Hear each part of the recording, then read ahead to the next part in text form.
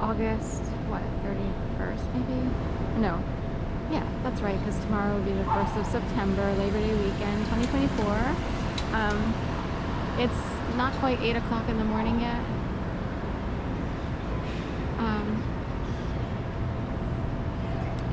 And I decided to come out because it's cloudy.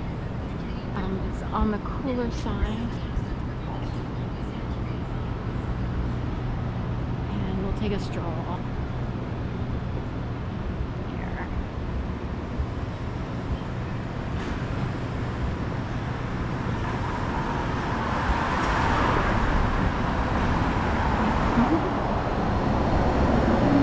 Yogi here reminds me of, from a distance, reminded me of someone online who I check in with as a yogi, and I have been doing this since 2008. I found her in 2018, oddly, when I was at my dad's for a couple weeks and I was trying to find a good yoga class online, which is hard to find through YouTube, only because online, needs to be,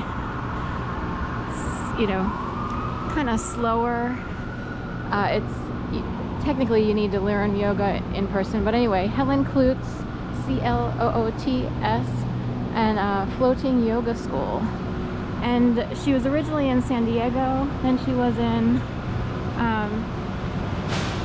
Portland, Oregon, I believe, and now she's in Hawaii, on Maui, near Lahaina. So they, in fact, a year, 9 months to a year prior to the fires of Lahaina, she and her husband transplanted there. And then there were the fires. But point being, she used to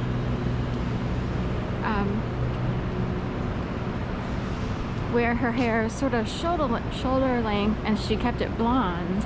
This was before she was pregnant and everything, and her husband and she decided to have a baby. And the woman back there going into Yoga 6, or Y6, which is across the street from where I live, reminded me of Helen for a second because of her hair. But Helen now, from Floating Yoga School, her natural hair color is more of a dark brownish or brownish. And I think because when she was pregnant, she probably decided not to do anything like get her hair bleached or anything like that. So, and she's kept it, she feels like a mom now, and all those things. So she's totally awesome. She is one of very few people who will show you as close as possible the full, yoga sequence in a lot of her videos, at least her original. She does break down, on YouTube, people will break down yoga to segments, if you will, and they'll have 20-minute sessions, 30-minute. She has a really good 60-minute beginner flow, which is close, almost as much as you can for a beginner flow of all the poses and everything. And she'll talk about going into, modifications or advanced poses, and people who have taken authentic vinyasa flow or even Ashtanga would know what that means. Today, it's kind of hard to find a normal class. I'm not sure what happened. Today, the studios offer 50 minutes to 60 minutes of more of a core power yoga. So it would be less,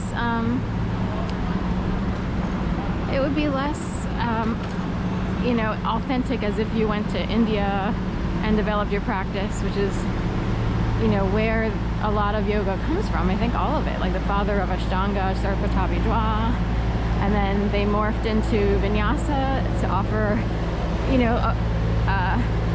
a new form, and also less rigorous or disciplined. Ashtanga is extremely tough on the body, especially if you're older. It's really for younger people to start out and develop. Very serious practice, and athleticism isn't a word that a true yogi or one who cherishes authentic yoga would use necessarily. It's a practice. It's a deep discipline of the mind, body, and dare I say soul. So anyway, it's a hot topic, but Helen Kloots, Floating Yoga School, check her out. She's been doing this for years on YouTube, and I can't thank her enough for having a real practice available to people in, like, showing students in studio. Incredibly hard to find, and it's frustrating if you want to sort of show other people that yoga is a serious practice that has very serious benefits in a very serious world with serious situations going on, and to find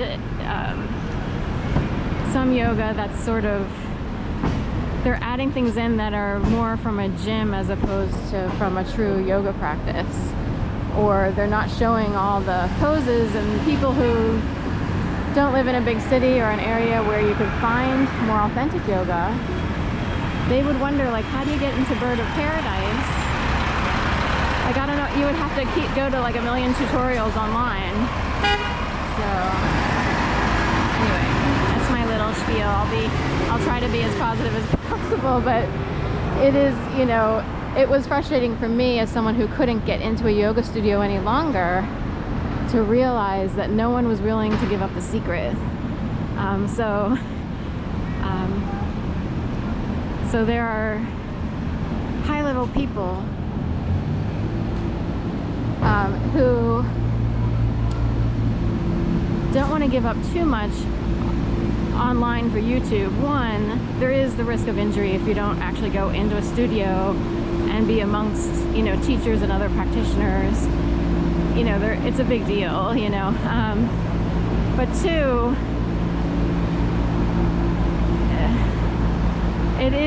yoga is really truly a practice to be had in a group setting, in a studio.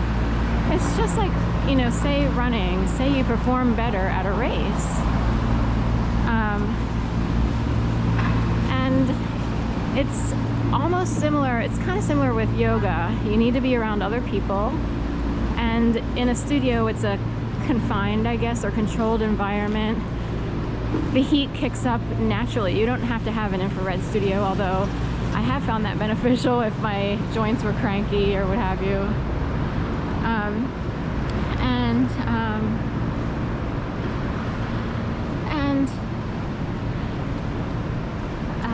It's hard to get the same benefits alone at home. It's also, you naturally learn from other practitioners in studio. It's hard to see online, because if you're trying to practice and watch your TV or your laptop, it's harder to really get everything and have the right postures, because your head has to sort of arc over to the right or the left, you know,